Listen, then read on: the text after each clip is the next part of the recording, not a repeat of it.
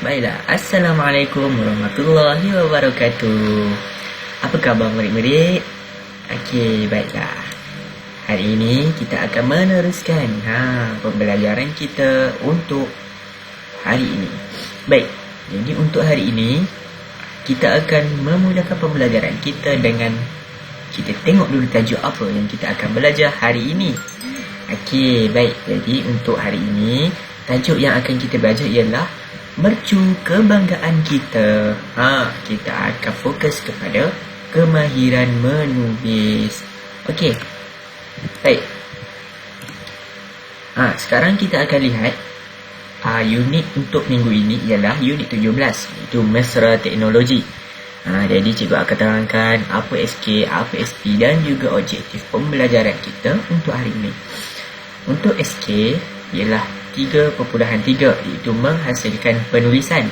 Manakala SP 3.3.2 mengedit dan memurnikan perenggan dari aspek ejaan, tanda baca, penggunaan imbuhan, penggunaan kata dan juga struktur ayat. Okey, jadi kita akan tengok pula objektif pembelajaran. Untuk objektif pembelajaran, murid akan dapat yang pertama, menyenaraikan sekurang-kurangnya 13 perkataan yang mengalami kesalahan ejaan, tanda baca dan juga imbuhan. Okey, untuk objektif yang kedua pula, murid dapat menulis semula 13 kesalahan ejaan, tanda baca dan imbuhan yang telah dimurnikan. Okey, baik. Sekarang kita akan lihat. Cikgu ada berikan 4 gambar kalau kamu dapat lihat dalam ni. Okey, ada 4 gambar tu. Itu berkenaan dengan satu perkataan, satu frasa dan tulisan. Okey, jadi untuk gambar ni, kalau kamu tengok, kamu teliti apa yang pelik. Betul. Bagus murid-murid. Jadi apa yang pelik untuk gambar ni? Yang peliknya ialah ada terdapat kesalahan ejaan, kesalahan di mana huruf yang tidak sepatutnya berada dalam perkataan tersebut. Contohnya klinik, dieja macam ni. Kalau ikutkan klinik, ejaannya macam yang lain, yang sebetulnya lain. Bukanlah K-E-L-I-N-I-K, tapi sepatutnya K-L-I-N-I-K. Begitu juga dengan yang lain. Yang ini pun mengalami kesalahan ejaan. Ini pun kesalahan ejaan. Dan yang sila tutup air selepas membukanya, sepatutnya membukanya. Itu kesalahan imbuhan. Okey, baik. Sekarang kita akan lihat kepada aktiviti kita untuk hari ini. Okey, jadi murid-murid yang berada di rumah boleh buka muka surat 130 untuk pembelajaran kita hari ini. Muka teks bahasa Melayu, muka surat 130. Ada teks dekat situ kan. Okey, jadi murid-murid boleh baca dulu teks tu dekat rumah. Kamu boleh berhentikan dulu video cikgu ini. Kamu baca dulu, kamu amati, kamu teliti betul-betul setiap perkataan yang ada dalam teks tersebut. Boleh? Okey, murid-murid baca dulu petikan tu, okey? Baik, seterusnya selepas kamu sudah baca petikan teks tersebut, cikgu akan terangkan dulu apa yang kita akan belajar hari ini. Okey, jadi untuk hari ini kita akan belajar mengenai aspek yang penting dalam penulisan bahasa Melayu. Okey, jadi ada 3 aspek yang penting dalam penulisan. Apa aspek itu? Yang pertama, ejaan. Okey, aspek ejaan, setiap perkataan yang ditulis mestilah dieja dengan betul. Macam mana maksud dieja dengan betul tu? Maksudnya setiap perkataan tersebut sama ada kata nama am, kata nama khas. Contoh, kalau kata nama khas, perkataan tersebut mestilah dimulakan dengan huruf besar kan? Sebab kata nama khas, contohnya nama orang, mesti bermula dengan huruf besar di hadapan. Okey, kalau kata nama am tidak perlu huruf besar, dia cuma huruf yang kecil saja, tapi ejaan dia mestilah betul. Kita tidak boleh tulis dengan ejaan yang salah. Tidak boleh meletakkan huruf-huruf yang salah. Okey, jadi aspek yang kedua ialah aspek tanda baca. Okey, Jadi tanda baca juga perlu digunakan dengan tepat dan betul. Kerana tanda baca penting untuk bacaan. Apa maksud penting untuk bacaan? Maksudnya tanda baca ni berfungsi untuk memudahkan kita membacakan sesebuah teks yang kita bacakan tu. Sebab melalui tanda bacaan ni barulah kita dapat menggunakan sebutan yang betul, intonasi yang betul. Contohnya tanda baca. Kalau ayat yang memerlukan tanda seru di belakang, jadi kita kena letaklah tanda seru. Kita tak boleh letak tanda soal. Sebab bila kita letak tanda soal, nanti cara bacaan kita tu akan salah. Tidak akan kena dengan ayat.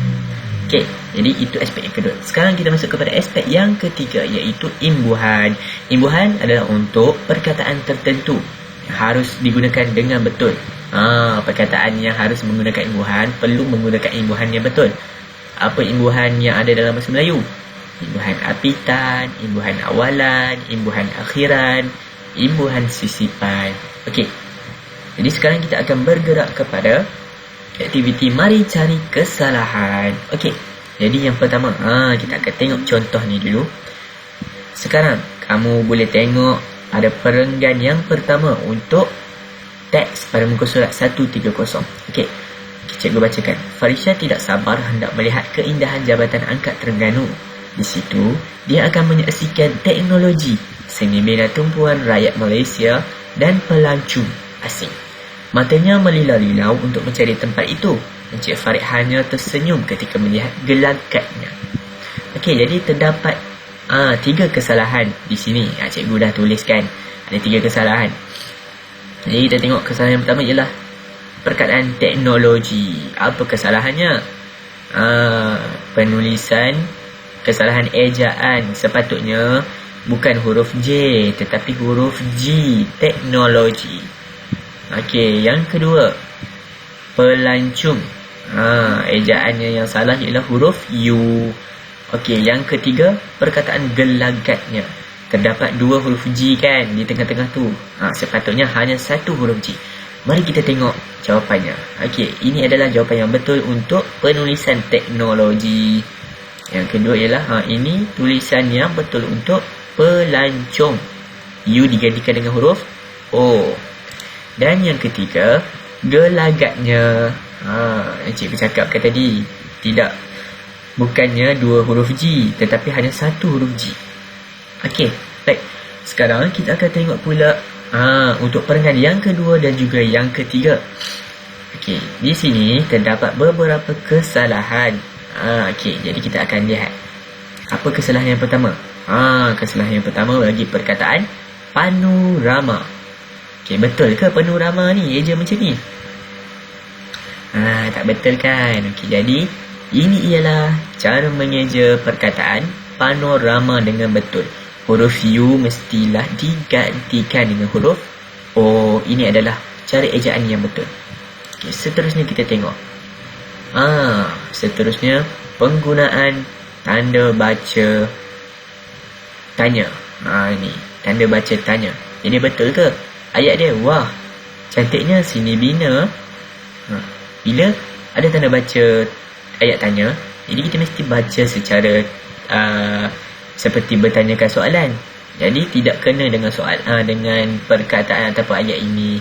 Jadi apa tanda baca yang betul harus digunakan? Tanda baca yang betul ialah tanda seru. Okey, jadi kita tengok seterusnya. Perkataan Malaysia, ini adalah kesalahan tanda baca juga ataupun ejaan. Okey. Malaysia ialah kata nama khas kan? Jadi jika kata nama khas, kita mestilah menulis dengan huruf besar di hadapan. Jadi ini ialah cara mengeja ataupun menulis perkataan Malaysia dengan betul. Huruf M mestilah huruf besar. Okey. Dan yang terakhir kita tengok tanda baca seru. Betul ke? Jadi sepatutnya kita mesti gantikan tanda baca seru ni dengan tanda baca koma. Okey. Jadi inilah 4 kesalahan yang ada di dalam perenggan kedua dan perenggan ketiga. Okey. Sekarang kita akan lihat kepada perenggan yang keempat. Terdapat kesalahan penggunaan tanda baca. Di sini diletakkan tanda baca koma. Sepatutnya kita mesti letakkan tanda baca noktah. Okey, kerana ayat terhenti di situ dan perkataan selepas itu bermula dengan huruf besar. Maksudnya apabila perkataan seterusnya bermula dengan huruf besar, apa maksudnya bermulalah ayat baru. Jadi kita mesti letakkan tanda noktah untuk menamatkan ayat sebelumnya. Okey, yang kedua, ayat setelah membeli tiket. Okey, jadi tanda noktah diletakkan. Itu menjadi kesalahan kerana yang sebetulnya ialah tanda koma. Okey, kita mesti letakkan tanda koma di sini. Barulah ayat dia menjadi betul. Setelah membeli tiket, mereka melalui laluan keselamatan dengan teknologi imbasan kod bar untuk ke galeri di jantas puncak. Okey, jadi kita tengok kesalahan yang ketiga. Ada kesalahan tanda baca juga di sini. Jadi dia menggunakan tanda baca soal di sini. Tanya, tanda baca tanya. Jadi ayatnya akan berbunyi, mereka naik ke atas dengan lift. Betul ke cara kita baca macam tu? Salah kan? Okey, jadi kita mesti letakkan tanda baca noktah di sini untuk menggantikan kesalahan tersebut. Baiklah, sekarang kita akan bergerak kepada aktiviti kita untuk hari ini. Jadi aktiviti ini cikgu namakan Mari Teka Eja Baim. Apa maksud Eja Baim? Maksudnya ejaan, tanda baca dan im ni adalah imbuhan. Okey, jadi untuk tugasan bagi aktiviti ini, cikgu nak kamu senaraikan kesalahan ejaan, tanda baca dan juga imbuhan yang terdapat di dalam teks. Tuliskan kesalahan tersebut dalam bentuk jadual. Okey, jom kita lihat. Okey, jadi cikgu dah sediakan jadual untuk kamu isikan. Nanti kamu hanya perlu tuliskan jawapan ini dan kamu perlu lukiskan semula kotak ini ataupun jadual ini di dalam buku bahasa Melayu nanti. Okey, jadi kamu mesti merujuk teks yang berada pada muka surat 130. Kita akan bermula yang pertama dengan kesalahan imbuhan. Cikgu dah berikan perkataan yang dimurnikan ataupun perkataan yang betul dia punya imbuhan dah. Jawapan untuk perkataan tersebut. Jadi kamu hanya perlu mencari perkataan-perkataan tersebut yang telah mengalami kesalahan dalam teks yang diberikan. Jadi untuk 5 perkataan kesalahan imbuhan ini terdapat pada perenggan yang keempat. Okey. Maafkan cikgu, untuk perenggan yang kelima ini. Okey, jadi kamu cari saja jawapan tersebut, kesalahan yang ada dalam teks tu pada perenggan yang kelima. Okey, jadi seterusnya. Yang kedua, kamu perlu mencari kesalahan ejaan. Perkataan yang mengalami kesalahan ejaan pada perenggan yang ke-6. Okey, jadi cikgu dah berikan jawapan ataupun perkataan yang telah dimurnikan. Kamu hanya perlu mencari perkataan yang mengalami kesalahan ejaan pada perenggan ke-6. Begitu juga dengan perkataan yang mengalami kesalahan tanda baca, juga melalui perenggan yang ke-6. Okey, baiklah, jadi kamu hanya perlu mencari, menyenaraikan dan tulis semula perkataan-perkataan tersebut dalam bentuk jadual seperti ini di dalam buku latihan. Okey, baiklah. Jadi untuk tugas yang kedua, cikgu ada sediakan kuis yang perlu kamu jawab. Jadi pautan tersebut akan cikgu berikan dalam kumpulan WhatsApp. Okey, jadi pembelajaran kita hanya sampai di sini sahaja. Cikgu harap murid-murid dapat memahami apa yang cikgu ajarkan dan jika ada sebarang persoalan bolehlah bertanya kepada cikgu. Okey, baik, sekian, terima kasih.